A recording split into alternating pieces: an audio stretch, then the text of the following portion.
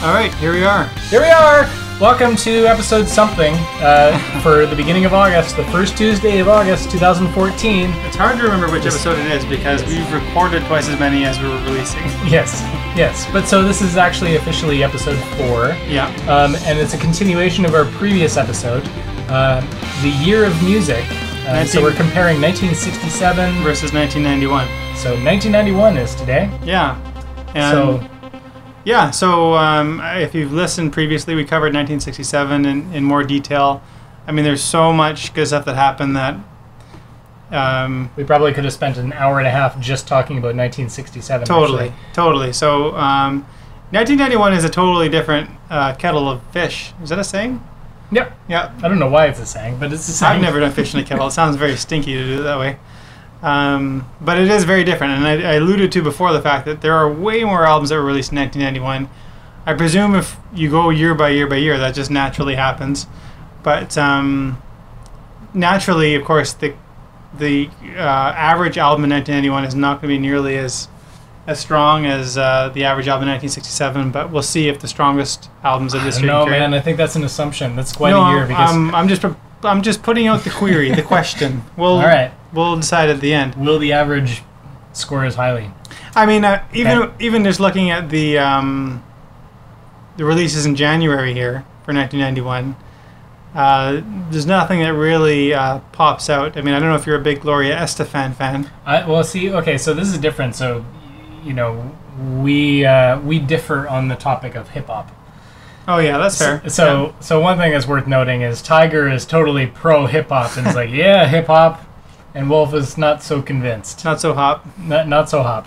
I'm more pop. So Gangstar's Step in the Arena came out in 1991, which is fantastic. DJ Premier, it's a fantastic hip hop album. So I think when I'm looking at this first list, and you've also got Jesus Jones Doubt. Yeah, actually, right here, right now. I'm into that song for sure. I mean, it's one of those ones you listen to now. It's very much of its time. Oh yeah, it's great. Yeah, it definitely feels dated to listen to it now, but it's just what's so awesome about it. Yeah, totally. Like I don't know. I guess you would probably say it's the kind of song that would you say they were influenced by U2 maybe, or Jesus Jones? Well, just that particular song. Well, it's very 80s. Yeah. It's so this was the beginning, like, so I think this is going to be an interesting... Yeah, it was more trying to be like the Cult, or, I don't know, Jesus Jones? Yeah, Cult I think would be good. I don't know. What do you think? I was going to go with Jesus and Mary Chain. Jesus and Mary Chain? Really? Yeah. I don't know. I'm not hearing it, but maybe. I don't know. They were trying to be like... it was like a little bit of the 80s new wave thing, blended with college rock. 90s new wave. Yeah, so it was like, what are we going to do in the 90s that's fresh? So 1991 was a year where music still sort of sounded like it was in the 80s, right? Yeah. So, like the Divinyls, like I Touch Myself, that totally sounded like an 80s album. Queen Innuendo also sounded 80s. Screaming Trees, Uncle Anastasia, I can't even pronounce it. Well, I think it's a great Screaming Trees album. Yeah, and that's a bit of a precursor, I think, of what's to come later in the year. Totally. Yeah. Totally. Spoiler. But yeah, some really good ones. Like, so coming up, like, later on. What are your feelings on Dinosaur Jr.? I really love Dinosaur Jr. Yeah. I'm a big Dinosaur Jr. fan. Yep. I feel like love that kind of more grunge. Sorry, we've got a leaky bucket. Plumbing? I hope that came through on the microphone. Bloop. Bloop. Yeah. Did I do that again? I mean, they're definitely one of those bands, like, in 1991, I wasn't really paying attention to them. I was aware of them.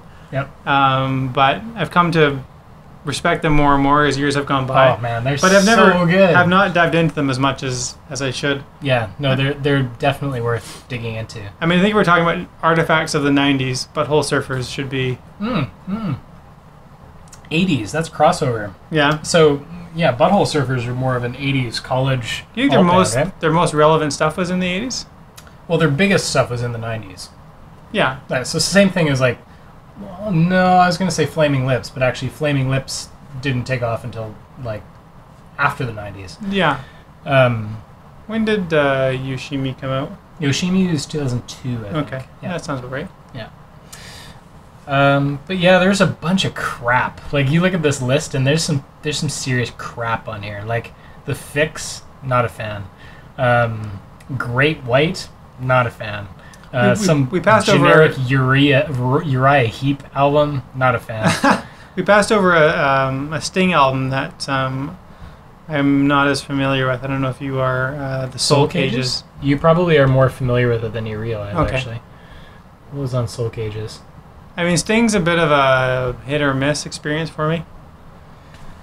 Yeah, I can't say that I've ever really fallen in love with Sting. I know I have lots and lots of friends that love Sting, especially the Police. Right. But it was something I missed. I just never got it. I was more into like Motown, so I was more into like Right. that's where my hip hop comes into play, right? Yeah. So Stevie Wonder would be much more interesting to me Sure. in the '80s than the Police. Yeah, I mean, I enjoy like Sting's pop sound, which is again not a very controversial statement, but like when the Police went really reggae, I wasn't really that into it. And I don't know. I think if I took I could probably take it my 20 Sting songs that I really enjoy, but probably no albums where I'm like it's fantastic start to finish. Yep. Yeah, it's sort of like Cat Stevens in 60. Yeah, So he's yeah. like our Cat Stevens. Yeah, totally. We've decided that King is our Cat Stevens for this Sting? era. Sting is our Cat Stevens? Yeah. Yeah.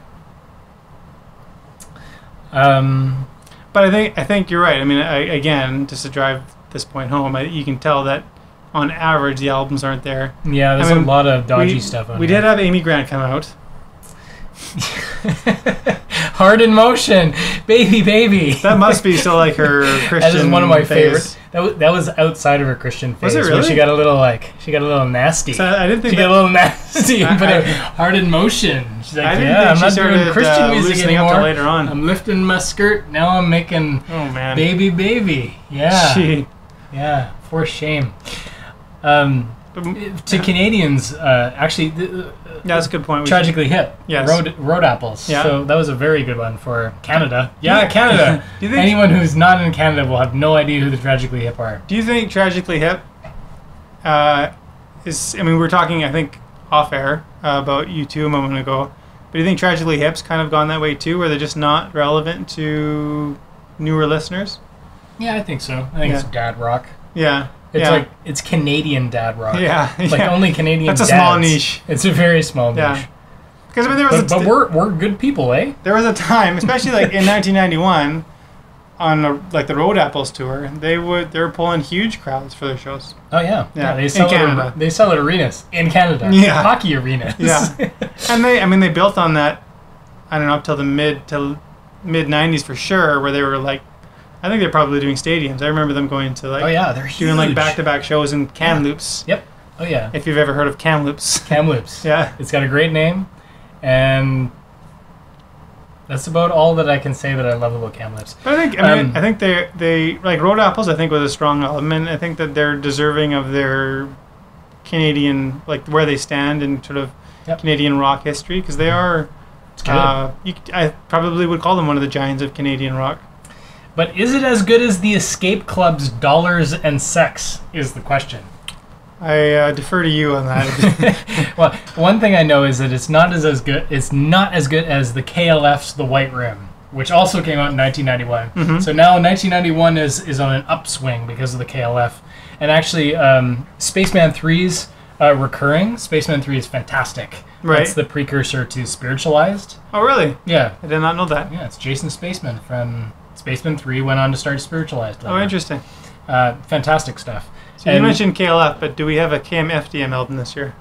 Probably. KMFDM. I love KMFDM. They're so industrial and That's right. German sounding. That's right. Yes.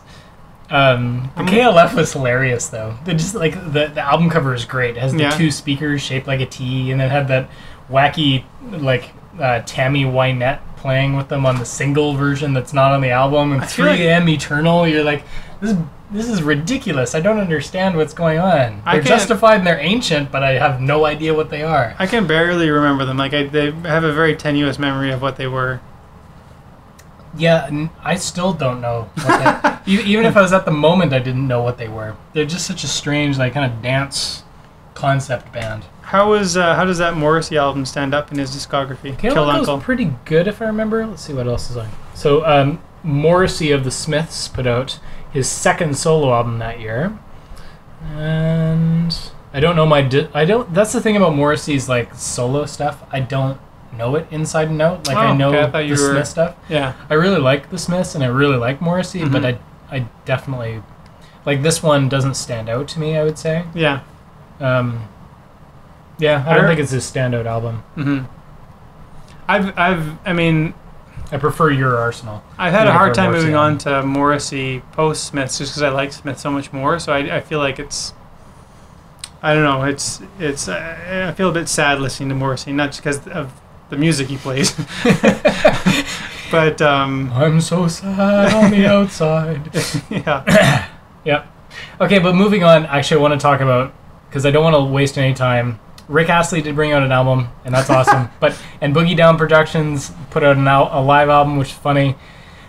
But the one I want to talk about is actually R.E.M's Out of Time. Yeah, totally. Which I absolutely adore. Yeah. I love that album. And actually, R.E.M., little secret of mine, is probably now my favorite band. I think overall, if I'm looking at their full discography I've heard you say that before. Yeah, I love Out of Time. There's some beautiful songs on it. Country Feedback is one that stands out to me as like one of their best songs they've ever made, and doesn't really stand out. Like nobody ever really talks about that song, but it's so good. Do you prefer 80s REM or 90s REM? That's a hard call. I would say like for anybody who wants to learn that REM isn't lame dad rock like they assume that it is. Yeah. You have to hear REM Reckoning from '84. Right. Like Reckoning, like if we did a talk on 1984, the whole year could be carried on the merits of Reckoning. Yeah. Reckoning invented indie rock. Yeah. Like you listen to it and you're like, there it is, there's indie rock. Like every indie rock college band in the 90s and afterwards is still kind of, it has that feel to it. Like it's such a strong album. Well, I mean, we talked about how Velvet Underground and Nico, that album was timeless. You know, it could come out any time. I think Out of Time, ironically, I mean, it's a little dated, actually. You think so? Yeah, I think so. It still sounds a little 90s. I feel it's great. I only think it sounds dated because we've heard it so much. You know, like maybe. I think if you had never heard it before and it came out tomorrow, it would seem really fresh. Yeah. I think if you had the right kind of mix and master qualities to it, like if it was mixed and mastered in the same kind of using the same sort of EQ and filtering techniques that people are using now, so that it felt like it's mixed today. Yeah, probably. Yeah. I mean, that was an interesting exercise that I don't know if it came out this year, and that I'm skipping ahead, but the Pearl Jam the 2010 edition of Pearl Jam's 10, where they went back and remixed the album and removed a lot of the reverb. There's a lot of debate about whether or not that was a good thing, but I listened to it and it's quite nice because it doesn't feel like it's bogged down by feeling like it's from like the 90s. It feels a little bit more like it's just rock music being played. Yeah. So that's kind of cool. Yeah. I wonder if it came out this year. We'll find out. We'll find out. But I do think Out of Time is one of the pillars of this particular year for sure. Like when we look at the whole year, I'm confident that'll be one of the stronger ones that carries the year. But I don't know if it carries the year as much as Mr. Big's Lean Into It with the classic song To Be With You. Oh, man. I'm the one who wants to be. That's kind of a classic song. You know. Just to be the next to be with you. Like, line up. That is definitely a one-hit wonder. I think, to me, the album to talk about right now is the soundtrack for the Teenage Mutant Ninja Turtles 2, Secret of the Ooze. Yes, because why? Vanilla Ice. That's right! Yeah. Ninja Rap. I'm gonna say like right now. That one knocks it. Forget like Casino Sergeant Pepper. I don't even care about Sergeant Pepper. Like Ninja Rap is so much better than Sergeant Pepper. Well, I'm totally into it. The way they unveiled that track too, where like, you know, I don't know if you remember the movie that well, but like the turtles are fighting Togar and Razor, I think, the big giant mutant animals, and they burst into this like small club where Vanilla Ice is on stage, and he's so good, he just ad-libs into like Go Ninja Go, or Ninja Rap I think it's called. And as a kid in the theater I was like, this is awesome. It was so good. And to capitalize on that success, he also released a live album like days later. But he was like, I'm pretty sure extremely live, not just live. He's so to the extreme. That's right. That his live album is extremely live. Well, and at this point, I don't even know what that means. But it's pretty funny. Have you ever heard that? That's probably complete garbage. Extremely Why would live? Vanilla Iced live album? Oh, I didn't I'm sure even know it is existed terrible. until this moment. Yeah. But he does he has a third album that he releases later in the year. He only released Ice Ice Baby 1990, I'm pretty sure, the year before. Yep. And then he's just all over the place. He's like master. So much overexposure. He's like a ninja master. Yeah. Yeah. He just was all about capitalizing on what he had. Maximizing. We call it maximizing our capital interests. I call it using up your fame in a hurry. Little known secret, actually, the Teenage Mutant Ninja Turtles 2. I used to have that entire film memorized because I recorded it onto a cassette tape, so I had the audio from the movie on a cassette tape, and I used to go to bed listening to so good. The Secret of the Ooze. Oops. And I used to be able to recite the entire film from heart because I listened to it so many times. I loved that movie. Yeah. Yeah, so it's good. a great movie. If you haven't seen TMNT 2, fantastic. First one, the first one's still classic for me too, but it doesn't have Vanilla Ice. Yeah. Yeah. That's true. And neither does Roxette with Joyride. Huh? 1991, yeah. Come on and join the Joyride. Mr. Big to be with you. Roxette.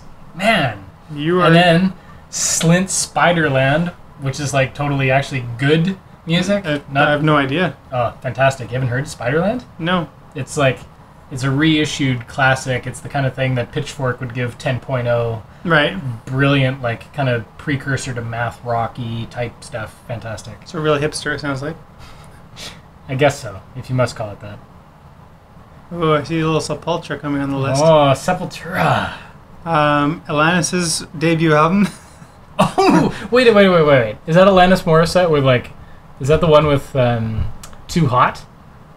Oh, it is. She's in pop star mode. Oh my goodness, it is too. Oh, okay. So, listeners at home, you definitely need to go and Google Alanis, and the track is called Too Hot. That's the one you want to look up. It's called Alanis Too Hot. This is going to prove to you that the year of 1967 with Sgt. Pepper does not hold a candle to the high caliber of artists who played in 1991. Yeah, I don't know. I think I'm going to have to give it to 1991, man. Alanis Too Hot. Lenny Kravitz, Mama Said. My Mama Said. We haven't even seen some of the best stuff. Yeah, we haven't got... What are we waiting... Wow, Temple of the Dog. Yeah. That's a great one. That actually is kind of amazing. Again, we've Screaming Trees and Temple of the Dog, again, that really kind of precursors of the grunge movement that's coming. Well, and it's amazing. That was Soundgarden meets Pearl Jam. Yeah. And it was their tribute to the guy from Mother Love Bone who passed away, right? And it's amazing how later in this year, we already see a lot of that stuff starting to hit. And it's amazing how fast it happened. Boyz II Men's debut album. Oh man, there's some good stuff this year. Dream Warriors and Now the Legacy Begins. If you ever get a chance, great kind of feel good Tribe Called Quest Canadian hip hop. Fantastic album. Mm-hmm.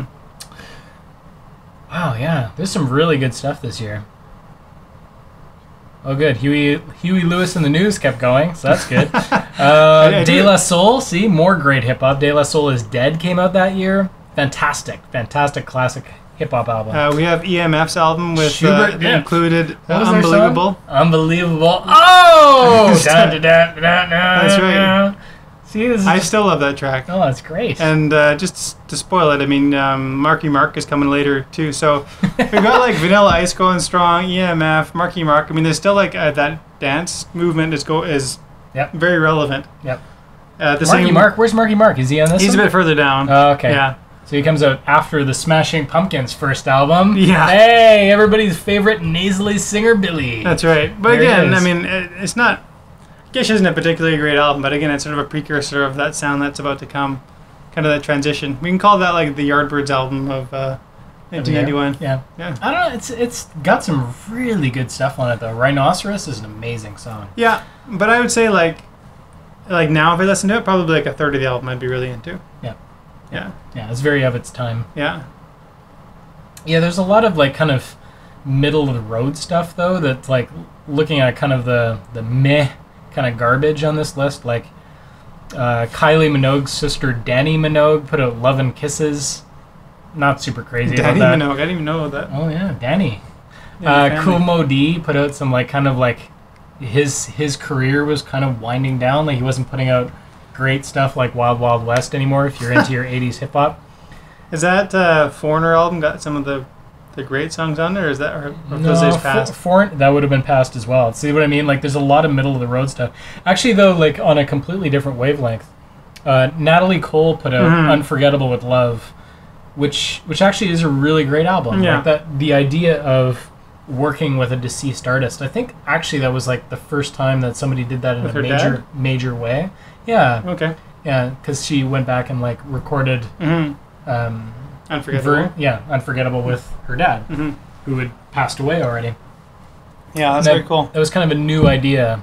Well, at least I'm sure somebody else had done it. There are no new ideas in the world, but That was a very significant one, though. yes. We're talking about bands that are hanging on. I mean, Van Halen. Van Halen for Unlawful Carnal Knowledge. Who cares? Yeah, we've moved on. Yellow tried to do some stuff. I have no idea if that Rick Ocasek album is any good, but I mean, I would don't know how many assume people not. were listening to it. I don't know. The Cars, The Tea Party. the Tea Party's debut. Wow. That's sort of interesting There you go. for a moment. Crystal Water Surprise. I listened to that a lot, actually. Let's see. Let's get in. I'm looking through a lot of stuff. Digital Underground. This is an EP release. Yeah. That's right. That's a good one. Ghetto Boys. Yeah, some good stuff in here. Heavy D and the Boys. Slick Rick. Is that the same LFO? Hip Hop is here. No, different than what you're thinking. Okay. Oh, DJ Jazzy Jeff and Fresh Prince. Home Base. Which one? Home Base. Yeah. What's on Home Base? Oh no, there we go. There it is. Marky Mark and the Funky Bunch. Music for the People. That's a classic New Jack hip hop album if ever I saw one. Like it's such. Featuring Good Vibrations. Yeah. It's so funny because I mean, can you think of like two more different musical styles than like the grunge that was just bubbling up and it's like dance or like the kind of feel good pop hip hop stuff. or even like the party hip hop like. Well, you had a few different waves, right? Because you had the commercial strain of all that stuff that was coming out, but then you had a very non-commercial strain of either, right? So right. It's interesting when you get a chance to listen to Slint's Spiderland because it's a very strange album to have come out around the same time. When you listen to it, you'll be like, Right. oh, this is weird. It doesn't really even fit in. It's almost a precursor to stuff like Godspeed You Black Emperor somehow. Right. It doesn't fit in at all, but it's more like, oh, okay, there's some stuff here in the alternative group of stuff that doesn't fit with everything else that's going on. Rock had this kind of commercial strain, and then hip hop had a commercial strain. Right. Like Gangstar wasn't really big at that point. Like Right. it was big, but it wasn't like DJ Jazzy Jeff and the Fresh Prince and Vanilla Ice doing ninja rap, right? Well, Dinosaur Jr. would be kind of their own sound. Yeah, they would be more the underground. We went by Primus there, who definitely kind of was sort of alternative. Was Primus on that list? What did they put out? They were. I think it was their first album. Well, there's definitely some like no effects, and I don't know my punk as well. No. So like, had I had this conversation with like say Bob, he could have like taken me to town with this. But there's some no effects that came out this year, and like if I were to really dig in through like the punk of this year, like it was a very very big year. Like even looking at like Steady Diet of Nothing by Fugazi came out that year. Like this is some fantastic stuff. I mean, again, Blue Lines by Massive Attack. Right, again, like, which is a totally new movement, right? Yeah, it was the beginnings of it too, right? Yeah, I don't know, man. This is a hard call. I was initially thinking that 67 would totally take it. But For a lot of people, Metallica Black Album is like amongst their very favorite albums. I think we should call attention to Julian Lennon. Help Yourself. With the album Help Yourself, which I don't think I've ever even heard. No, it's like 3 albums after the one he won the Grammys with. Is it? Well, they progressively got smaller. He had the one in like 84 or something like that. That like Volette with... No, before that. Before Volette. There was No, Mr. Much Too Jordan. Late for Goodbye? I think that's right. Yeah. Well, it's because it's such a good song. It sounds like a Lennon song in the 80s. Right. And you're like, yeah, it's John Lennon. And he just sort of became slowly more irrelevant as he kept releasing stuff. Yeah, and it just feels sad for Julian. Yeah, like that's I true. feel like Julian's always been the guy who's kind of left behind, you know? Yeah. Well, he's he literally was that. I Yep. mean, he was left behind by his dad, and Oh man, 1991. Look at this. Okay, Blur's Leisure that came out. That Yeah. was their debut album. Look, Toad the Wet Sprocket. Spin Doctor's Pocket Full of Kryptonite. Oh, man. Yeah, 1, 2. Prince to Adore You. It's a great one. Yeah, That's totally. Spin Doctors. I mean, Yeah, that to we can me- listen to Spin Doctors for this whole cast. that to me is totally of his time. It's still a classic. Oh, it's my turn, isn't it? Okay, I'm gonna go. But You're gonna talk about the rest of the year. What else? Sure, I mean, Tin this- Machine. You're gonna talk about like Absolutely. Slow Dive and Tin Machine. Go for well, it. I mean, I think we're now in what month are we in here now? Like September. We've only got to September. Oh, Jeepers. yeah, we're in September, and this is like when We got through the whole things year by now in the last changed episode, dramatically. right? I know we finished 67, but again, there's just so many albums.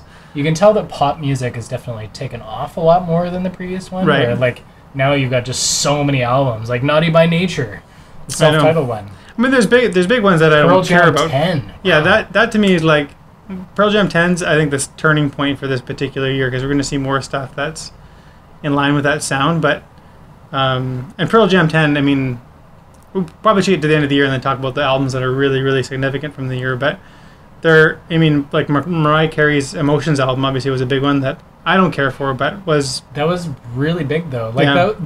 back when that album came out, because that's the one that has Emotions on it. mhm. When that album came out, because she has such a high, like she has such a huge and broad range to her voice. When it came out, she hits this really, really crazy high note where she goes like Yeah.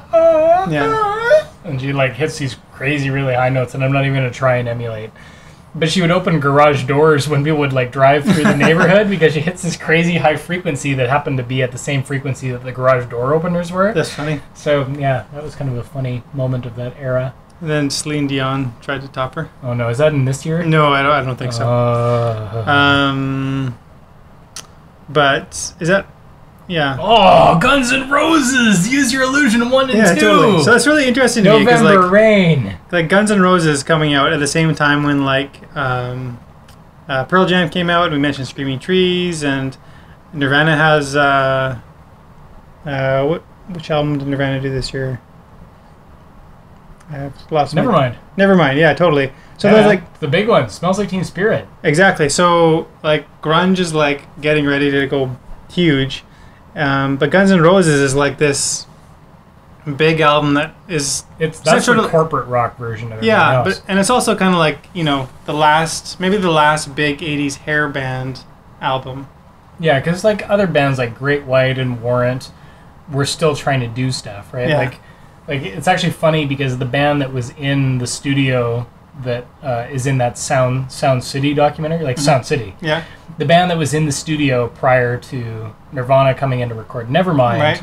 was Warrant. Like they kind of came in and like laughed, like "Ha ha, Warrant!" Ah! And they like Nirvana came in and laughed at their records, and Warrant like laughed at Nirvana, going like, "Psh, "Get out of here, you like weird little like messed cardigan up kids, wearing. like Yeah, cardigan grandpa sweater wearing morons." Like, yeah, yeah. It's an interesting cross section because we all obviously. I'm sure when they came out in these few months, nobody really knew Pearl Jam or Nirvana was going to blow up as massive as they did. But like Guns N' Roses was sort of like the last firing shot of a bygone era of rock music. Go 80s! That's We're gonna look at it. It was like the triumphant 80s. Oh yeah, album too, right? And Like, that album went huge. Like I think you looked at how big that album went. People thought like the sound is going strong. Like hard '80s hair rock is It's here to timeless. live. That's right. But Yeah. turns out that wasn't the case. We do have a little Color Me Bad that came out. oh, which is the one? Is that like? CMB. Oh man. Okay, so for those who weren't born in the '90s, "Color Me Bad" is ridiculous. Yeah. Like I Wanna Sex You Up. Is Is that album? That's on. Oh yeah, heck yes, it's on that album. Terrible. Yeah. Terrible material. It really is. It's so bad. Oh, this is actually another sort of artifact of the '80s that went big in anyone. Waking Up the Neighbors by Bryan Adams. Oh man, okay, so I have a funny story about this. When Nirvana brought out Smells Like Teen Spirit, the song that was number one on, like, say, the Much Music, which is Canada's MTV, back when they played music and music videos, Yeah. The song that was Good old number days. one at that time for like every single week, and I think it was for like 16 weeks. I don't remember. Like I used to watch like the top. It was like the top 30. It was like the Much The Music countdown. Yeah. And like the top music video was like whatever They still do the Robin countdown. Hood song, like the Oh, yeah. Everything I Do It For You Yeah, by that's Bryan right. Adams. Yeah. Was the top of the like Much Music charts. But I that, think it was like this crazy amount of time, like 10 weeks. And Nirvana, like, Smells Like Teen Spirit came out. And I remember the first time I saw it, I was like, it just didn't seem like anything else at the time. Mhm. At least on top 40 stuff. we just look at like the albums that are coming out here, like other stuff that would have been bigger, like the dance stuff we mentioned, like EMF, Unbelievable. Yeah, yeah. You know? So Nirvana didn't fit at all. Yeah. Like, and Pearl Jam didn't really chart. Like, it came out before Nevermind, right? Came out, yeah, it did. It came out in September, and this But is now November. It didn't really show up on my radar, at least on my like my Much Music watching radar, until kind of after. Like, it didn't chart. Nirvana came out, and it was basically, I think it was like 2 or 3. I think it took about 3 weeks for it to get to number one. Right. In my recollection, maybe it was 4 weeks, but it was very fast. Mhm. Like, it debuted at like number 29 or something, and then jumped to like number 12, and then jumped to like number 3. And then it was like number one. Mhm. I can't remember exactly how it charted, but that was the song that finally, after watching like 2 or 3 months of the number one song being that Bryan Adams, Yeah. Everything I Do It For You, it finally showed up and was like, Nirvana, Smells Like Teen Spirit. And I remember just thinking like, I was so for the song because I just wanted that stupid Bryan Adams Robin Hood song Yeah. off of the number one spot. I was just so happy. Just bonus See it- points for Nirvana. Yeah, so it's like Nirvana is the greatest band ever because they finally kicked that stupid Bryan That's Adams funny. song out of the number one spot. I'm such a suck. I love that Bryan Adams song. Oh, it's a good one. Yeah. It's romantic. Yeah, Makes totally. you feel good. That's funny. I mean, that Nirvana But album. when it's number one every single Yeah, week totally. for like 12 weeks. Well, those lists were always so annoying because they seemed like they moved so slow as far as what was charting and rising. Because Yeah, they'd go up like 6 spots. or yeah, something. by the time something got to number one, you were probably already kind of tired of it and moving on to something else. But yeah, I mean, at the same time as Bryan Adams, we had Blood Sugar Sex Magic by the Chili Peppers come out, and that. Red Hot Chili Peppers. I mean, Chili Peppers had like their own kind of underground movement in the '80s, of course, and I think this obviously was this was the turning point. Like- totally. Like Mother's Milk, where they had their cover of like Stevie Wonder. Like that was Yeah. that like Higher Ground. Yeah. Like that was the beginning of them. I think that was probably a major label debut. I don't know my Chili Peppers inside and out. Like I feel like I should have done my homework here beforehand, but So- that was the moment though, like where they suddenly had the huge hits. Like they had Under the Bridge and Well, it's their first album with the guitarist John Frusciante no, I think it was second. I think John Frusciante joined in the previous one. in Mother's Milk. Yeah, on Mother's Milk because he played. That could be right. Yeah. But it's I mean for me anyways, it seems like the sound is pretty distinctive. Yeah, I think you're probably right. Yeah, it was the second one with John Frusciante. Yeah. So And Mother's Chad Smith, the drummer, right. otherwise known as Will Ferrell's double. That's right. They actually did some really good stuff on I think it's Jimmy Fallon where they did a drum off between the two of them. Yeah, that's awesome. Yeah. They do. They look so crazy the same. I don't know, they? it's funny. They but it was a transition in the sound for them too. That like, if you listen to those albums, it's way more consistent with the sound that came afterwards than what was before, and obviously what was really popular, especially the stuff they did with John Frusciante as opposed to Dave, whatever his head was. But lots of good stuff. Jane's Addiction, Dave. Yeah. Are you very familiar with man. that Cult album, Ceremony? I don't know it that well, actually. I actually quite like the Cult, but I can't really differentiate their stuff. I don't know what came from what. But I think obviously most relevantly here, like, you know, we have Pearl Jam, we have Nirvana.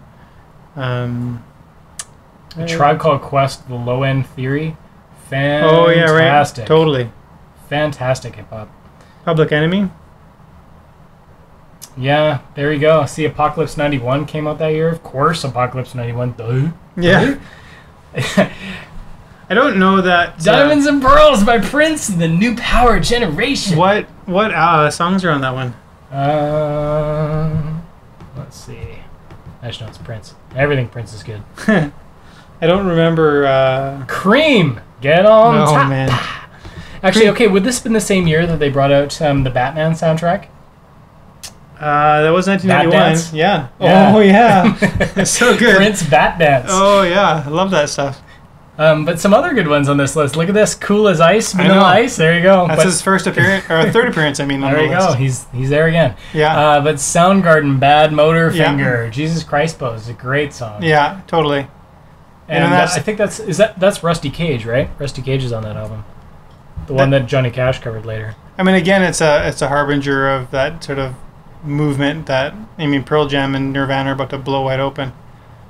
And Soundgarden were a funny one because they just kind of got lost not lost because they obviously went really big. The next album was massive. They weren't quite as big as Nirvana or Pearl Jam were. But you think about if you listen, yeah, I suppose, yeah, that's probably fair. If you listen to their albums, I don't think that they're really nearly as good as like Pearl Jam or Nirvana. So they got. Well, it depends on which one you're listening to. I guess. I think the one Super Unknown with like Black Hole Sun and stuff. That album is freaking solid. Oh, it's total. Like I love that album. I know that album really well, but I think that the fame that they reached was appropriate, and they were the right band at the right time to get that big. Mm-hmm. Obviously that sound wouldn't work most other eras, but I guess it's just funny to me because Soundgarden were much more established. Like they were a band that was around a lot longer. Or did they exist pre-Temple of the Dog? Yeah. Yeah. Like these guys were around way before Pearl Jam or Nirvana were. Yeah. Well, arguably prior to Nirvana. Yeah. And they were definitely like doing part of the bigger whole things. Like Seattle they were kind of movement. The beginning of Sub Pop. Yeah. I think the first Sub Pop single is a Soundgarden record. So, yeah, interesting. But there's some other ones that I love on here that's kind of like hidden in the list, like Ugly Kid Joe. Yeah. I Hate Everything About You came out this year. One personal favorite is that Matthew Sweet Girlfriend album. Yeah, Matthew Sweet Girlfriend is fantastic. Yeah. And again, that's like it's pretty dated now though. It is, but it is a different sound from a lot of the other stuff we've talked about. Like it is sort of it was that going sweet pop indie sound. Yeah, it was going for more like Sugar Husker Du type pop. Mm-hmm. Like a lot of the stuff that was sort of like, I don't know, early 2000s. Like I can see being influenced by it. Like a Sufjan Stevens or Decemberists even. Mm-hmm. Oh man, Too Legit to Quit by MC Hammer was that year? Oh my goodness. Yes. So again, that kind of tells you what's going on because like that album was big, and that single was massive, huge. Yeah. And that would have been the same year that he did the Adam's Groove. Yes, it's on that album. Yeah. Yeah. He's so like, Vanilla Ice is still going strong, Hammer is still going strong. We talked about like all the goofy dance stuff that's going on. And then there's some like legitimately good hip hop too, right? Like you've got like Organized Confusion, Adele the Funky Homo Sapien. So good. Yeah, totally. So yeah, I didn't realize he did stuff back in '91. Oh yeah, he's been around quite a long time. I've been listening to him for quite a long time. But it's Tupacalypse Now, like Tupac's debut album, like similar to '67 though. There is like a huge cross section of albums that are going on, and you can really choose what it is that you're into. Mm-hmm. There's a lot of options. And so we haven't even got into what for us is one of our favorite albums, even though so many people dislike the band. Acting Baby is my favorite album of all time. Yeah. Yeah. Yeah. So U2, we're talking U2, Octung Baby, 1991. Yeah. So that was the album where they suddenly like went from being like, oh, we're a small band, we're grassroots, we're just humble Irish guys, to like, hey, we're rock stars, and I'm Bono, and I got a personality larger than this room. Yeah. And you're like, what? And it was done with extreme irony. Yeah. Well, I don't think as much irony as they used in like pop and stuff like that. They made it seem like it was. It was the first step down that road, and I really enjoy that whole era of U2. But it was their first kind of step away from just extreme sincerity that they had in the 80s, and certainly peaked with Joshua Tree as far as that the public eye goes. Yeah, they danced a lot more. Yeah, like, they were sincere, but then they would bounce to being kind of removed and distant, and have the coolness of like a Velvet Underground kind of Yeah. distance. I think a lot of people, obviously, I mean, most people would have been familiar with Joshua Tree, maybe didn't pay attention to Rattle and Hum. And so if you heard Actung Baby next, it would have been quite jarring, I think, in a lot of ways. Yeah, I know a lot of people that just hated it when it came out. Yeah. And for me, it was like, it's a particularly significant album because up to that point, really, I had listened to mostly Christian rock. Like, a lot of, like, DC Talk and stuff like that was on. Quite a big jump. Yeah, totally. And so, like, that song kind of, part of that was just what I had access to, but that album really kind of pulled me out of, pulled me into secular music and just, allowed me to really see what good music was actually like. It's actually, there's two albums. There's that one and Bare Naked Ladies. Gordon? Yeah, Gordon. Yeah, with Those like are- I Had $1 Million and Enid. That's right. Those were like the first two albums that really pulled me into secular music. But I mean, it's amazing that really, like, U2 is like the first real, legit rock album I listened to, and to this day, it is still my favorite one. There you go. Yeah. Formative. Yeah, I mean, for me, like, I love Octung Baby, but it don't think it was as big an influence on me as Nirvana Nevermind. Nirvana Nevermind, there was nothing else that had the same, the same rawness yet polish at the same time. Nothing else kind of hit that benchmark for me. But I think if we look at like our teen years, those two albums probably for the both of us have to be two of like amongst the most influential albums that existed for us. Yep. They both came out within a month of each other. Yep, and Pearl Jam 10 as Yeah. well. So it may not necessarily be fair to like even have this conversation, to be honest, in a way. Yeah, it's true. Like 1991. Yeah. Oh, and the soundtrack for like, wow, really? That came out this year? Yeah, this was a good year. I'm just looking at the list. You've So got you should say what it is. until until the End of the World. It was a great soundtrack on Warner Brothers Records. Is this a movie or something? I don't know what this is. Yep. Yeah, it's a movie, and it has like Nina Cherry, Talking Heads, Elvis Costello, Can, Lou Reed, REM, Depeche Mode, U2. Nick Cave. And it's got some really great songs from each of these artists on it. Nick Cave, yeah. Of course, they used U2 until the end of the world. Yes. But the one I think on here that's notable for me, like Until the End of the World, but Daniel Lanois. REM Fretless and Daniel Lanois Sleeping in the Devil's Bed. Yeah, that was a great track. What year did that Lanois album come out? Because I feel like maybe it was the year after. I thought that was 80s. No, it was 90s, the one that I'm thinking of. Because Sleeping in the Devil's Bed is from Beauty of Winona. Yeah. 93. Oh, that's So interesting. he didn't release it on an album until 93. Yeah, that's a great album. But that song was released in 91. Mm-hmm. Yeah, so what would you say? Which one wins because of the soundtrack to Hook?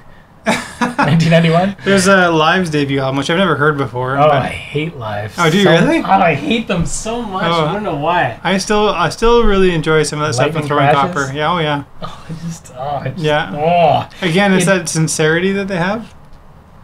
It made me cringe. It was just like, Why are you- but- I don't know. He bugged me. Says the Billy Corgan fan. Yeah, I know. it's yeah.